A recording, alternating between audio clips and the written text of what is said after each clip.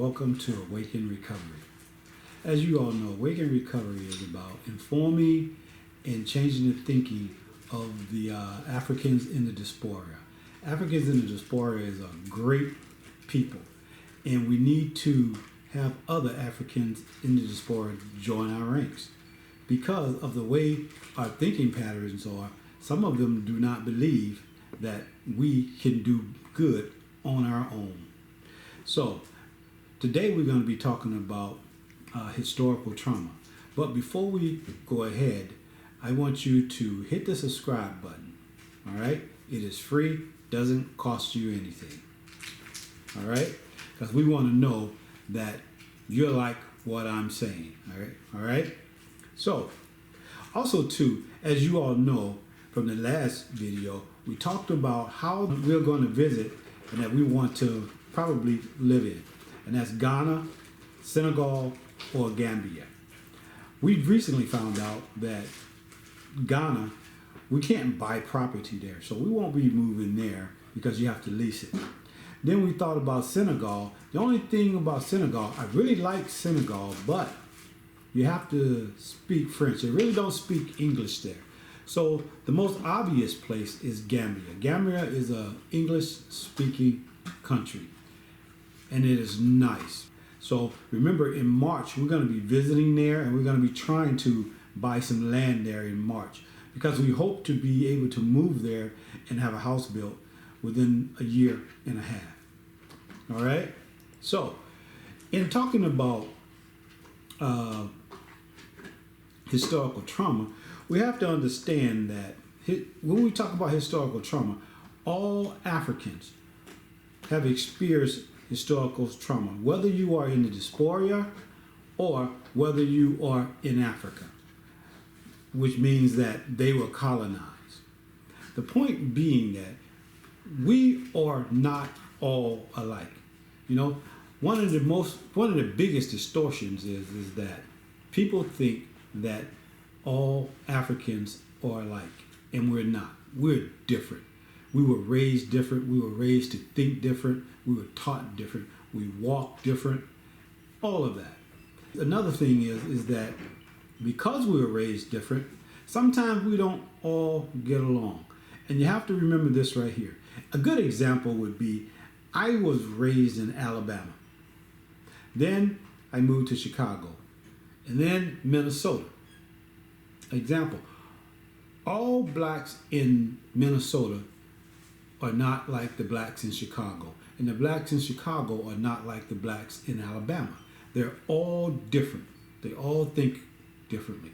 But you know what's wonderful about it? We all chime in when we get together. It's like we've known each other for 100 years.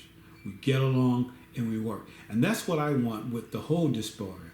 I want blacks in America to get along with the UK blacks, the Australian blacks, with the blacks in Brazil, all of us to get along. And it's possible, we can. But what we have to understand is that we're all different. We all have different cultures. You know, when the slave ships came and got us from Africa, they went to different parts of the world, you know, and because of that, we begin to have different cultures. Very much so different. So we don't think alike. We don't act alike. But we have to learn to get along in order for this thing to work. Or we're going to be separate for a lifetime. You have to understand that we are beautiful people. What would this world look like without the Africans in the diaspora? Don't you know that Africans in the diaspora invented the stoplights? You know, what would it look like? You know, what would this world look like without the civil rights movement? Don't you know that Africans in the diaspora spearheaded all of those things? We are great people. And we have to realize we are great people. And you know what? The thing about it is that a lot of us don't know how great we are. So we sit back and we wonder that What would it look like if there was nothing but a country with us in it? You know? Because when they came and took us from Africa, you know, they didn't realize one thing, and that was that they were creating a new people,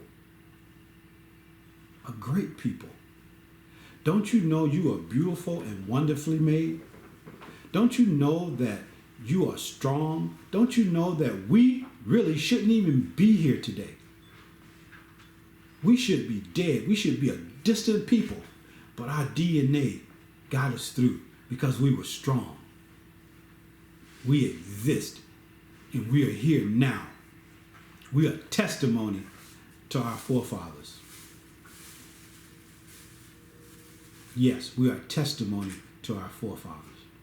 And that's why it is imperative that we come together. That is why it is imperative that we don't let anybody forget about that trauma in the past. And remember this. So we like to blame white people for what happened. But you know what?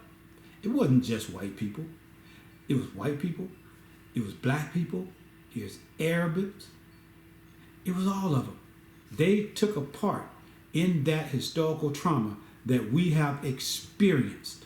And they have to take responsibility for it. I mean, some of them will say and admit that, hey, we had a part in it, but our fathers had a part in that. We did not do that. And that's true. But you know what happened? Because their fathers enslaved us, that given them 100-year advance over us. Did you know that? Over 100 years of advancement over us in wealth, in health, everything. That's including Africa. And we have to learn to say, hey, we can do better by getting along. We already know we're smart. We're intelligent. But if we can pull resources together, we can do it. We can do it. We can survive. And we can survive by saying to ourselves, you know what? We're not alike. And I don't expect my brother to be like me. You know? I don't have to be like my brother. But you know what? I will accept him for who he is and not what I want him to be. And if we can do that, we can do anything. I mean anything. Because you know what? I accept the UK blacks for who they are. I accept those from Brazil for who they are.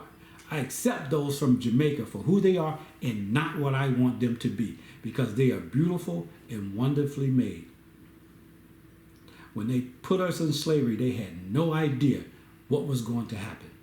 They had no idea that our survival would kick in and then we would become this great people. Amen? So all we got to do is come together and do something and be serious about it and convince others about the disorder. But remember, we cannot force this on anybody. Remember, their patterns, their thinking patterns have to change. The only thing we can do is tell them about it. And then they have to wake up themselves. You know, we can't get mad at them. We can't call them Uncle Toms. We can't say they're two Bobs. We can't say all this other stuff. Because if you're not awoke, then you're not going to understand.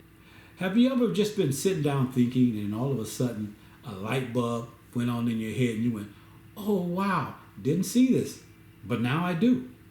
I understand. They have to become completely aware of this. And we can do it by spreading the word, by letting everybody know that guess what? You are African in the diaspora. We're not trying to tell you, hey man, you got to move back to Africa. No. America has close to 50 million African Americans. And Brazil has more. And we're not even talking about the UK, Jamaica, and the Dominican Republic. We're not even talking about that. So everybody's not going to move back to Africa. There's not enough land. I mean, if everybody started talking about move back to Africa, Africa will shut its borders. So we already know that that's not going to happen. But there's a lot of things that we can do to make Africa better. There's a lot of things we can do to make our people better, those of us who are in the diaspora. And I'm going to be getting to that in future videos of what we can do to make ourselves better. But when we talk about historical trauma is basically is intergenerational. It's trauma by a specific cultural group of people that has been systematically being misused by a certain group of people. And this certain group of people, in our case, is Westerners. All right? Now, these people misused Western Africa big time. Took slaves from there, then came and colonized Western Africa. So they are the ones that changed our thought process. They taught us to believe that white is right and that white is better. Have you ever went to a store, or put it this way, have you ever had the chance to get a plumber? And if you ever thought in your mind that the white plumber would be better than the black plumber, then guess what? You've been duped. Because at one point in time, we all thought that because they taught us that. We were raised with that. We were taught that we wasn't good enough. And that's part of that trauma that I'm talking about. But now we're starting to build our confidence. Because when we think about it, think about all the great things that we who are in the diaspora has done. We have done many great things. We have contributed to the world, but got no credit. And now we contributed in wars, we contributed in inventions, but got no credit. And then they didn't tell us these credits, tell us about this stuff, and so we went unaware. I can remember watching a movie. If anybody remember this television series that used to come on called Tarzan, and they would always show us these Africans half dressed in the jungle, and they were evil. And we grew up and we were thinking that these people in the jungle is what Africa was like. It took us till we was almost adults to realize that Africa had big, beautiful cities. And then they told other people about African Americans. They got everybody thinking that African Americans are gang banging drug dealers. Don't you know that everybody that lives in the ghetto is not a gang banging drug dealer? As a matter of fact, that's probably less than 5% of the people that's in the ghetto that sell drug and gang bang. Because there's a lot of us. It's a lot of us. That's part of that historical trauma that they have said. You know, I can remember when people come from another country, they look at us as if though we were a danger to them. And we would be like, whoa, where did you get that from? I have never sold drugs a day in my life.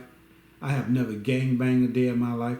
And I have a lot of black friends. And ain't none of them ever did it either. Now, don't get me wrong. There's some people out there that do it. But it's not nearly as many as the movies portray. They have stereotypes about people in Brazil. They have stereotypes about blacks in Australia. And we got to learn to put that stuff down in a way and stop believing what they tell you about each other. And we got to get to know each other, you know? And that's part of that historical trauma that I'm talking about. So what you got to understand is it's intergenerational. There are 3 types of trauma. Acute trauma. This results from a single stressful event. And that single stressful event could be, for instance, you get into a car accident and a lot of people get killed. And now you have PTSD. You have all this trauma upon you. You don't want to get into a car. You don't want to drive a car because something bad has happened. You know, that has happened throughout the African American life. You know, all of this trauma, all of this stress that was put upon us, you know, to make it, telling us we're not good enough to be a doctor, telling us we're not good enough to be a lawyer. But guess what? We became doctors and we became lawyers anyway. Don't you know that the first heart surgery, open heart surgery. A black man assisted a white man in doing it. As a matter of fact, the white man couldn't even do the surgery until the black man came in to assist him. Couldn't be done unless the black man was sitting there, directed him in doing the surgery. Then there's chronic trauma. This results from a repeated, prolonged exposure to a highly stressful situation. Now, repeated, prolonged. Now, this is where you get into where we come from, all right? Generation after generation after generation of slavery. That gets into your DNA. That oppression, all of it, gets into your DNA. Think about it. Just think about it. Here you are, minding your own business, and all of a sudden, you see some black men, some white men, and they have chains, they have guns, and they have knives, and they capture you, and they beat you. Then they throw you in a dungeon with 100 to 500 other black men and women, naked, cold, no lights, and all y'all are piled up on each other.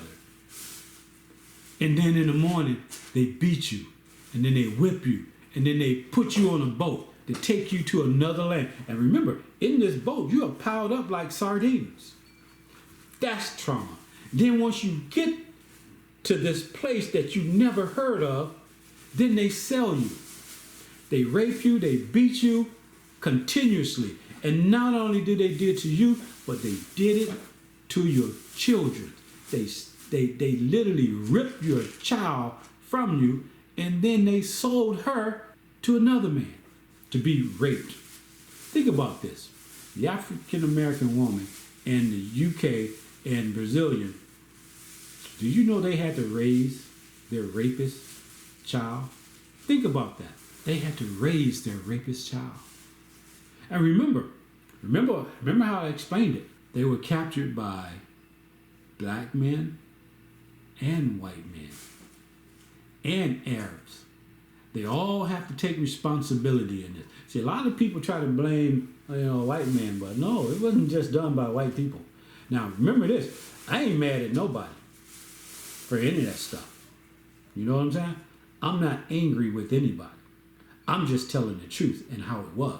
In order to tell the truth and to know how it is, you got to be able to grow. And then if you keep being upset with people for what happened in the past and what's continuing to happen now, then guess what? You are not going to grow. And that's what we want to do. We want to grow and get out of this situation. A lot of times when I'm doing business and something go wrong, I look at the people that made the mistake, and I always say, look, forget about what happened. What can we do now to get out of this situation? We're not going to blame anybody. What can we do now? And then we come up with a solution, And the third one is complex trauma. Complex trauma is exposure to multiple traumatic events. You see, unlike the whole world in the diaspora, African Americans in the diaspora, after they were freed, we had to go through what we call Jim Crow. That was horrible trauma. That any white man could do what he wanted to do to you at any time, and there was nothing you can do about it. If you talked back to him, if you said something, if you look them in the eyes, they could hang you on a tree and get away with it. And guess what the police would do? Nothing, because they were a part of it too. And that's why the relationship with the African American community and the police is not good to this day, because they use the police to do horrible deeds. The police would be sitting right there while they hung us on a tree, burnt our body, and cut our private parts out. And guess what? They would have their children there watching. So their children would grow up thinking that our lives was useless and meaningless. And at that particular point in time, black lives didn't matter. And that's why we say, even to this day, black lives do matter. And if they don't believe it, we sure believe it, and we're going to force them to believe it. Because my life mattered. everyone's life in the diaspora matters. You see, Jim Crow law traumatized a whole race of people in America. And guess what? The federal government allowed them to do it. The only time the federal government stepped in was when they thought, wow, we can get some votes from these people. That's when they changed. Because they just let them do what they wanted to do with us. Anytime they wanted to do. And they got away with it. Once they figured out that our vote was important, they stopped it. But it continues even to this day. Trauma can change our personalities. For us, this trauma happens in an early stage. You know, the early stages of slavery happened a long time ago. That continues to happen even to this day. This is the 21st century, and we are still being traumatized. You know, cops are beating us on the streets, getting away with it. Do you know that they can have a film showing what the cops are doing and they still make excuses for what they did? How can you do that? The first film was Rodney King, and they saw the cops, the brutality of the police, and they set those guys free. The federal government had to come in and do something about it. Because guess what? You have to be judged by your peers. And their peers said that they didn't do anything wrong. So, a black life doesn't matter to a whole lot of white people. Now, I'm not saying this for us to get out there and hate people, because if you're trying to hate people, then you got me wrong. Because I don't give anybody that much power over me. So, always remember that we are powerful, powerful people. We were created out of trauma, but we rose to the occasion to be a great people. And we need to hold the whole world accountable for what they did. But I want to tell you this right here before I go. We who are in African Diaspora need to stick together. Learn to love each other. Because guess what? In the near future, it's gonna happen. It has to happen. Because more and more people are waking up. And we have to be ready for the big movement. Now next week, we're going to come together and we are going to talk a little bit more about waking up in our thinking patterns. Now, I just want to remind you to hit the subscribe button. And if you like it, you can hit that button too. And I'll see you next week. Thanks.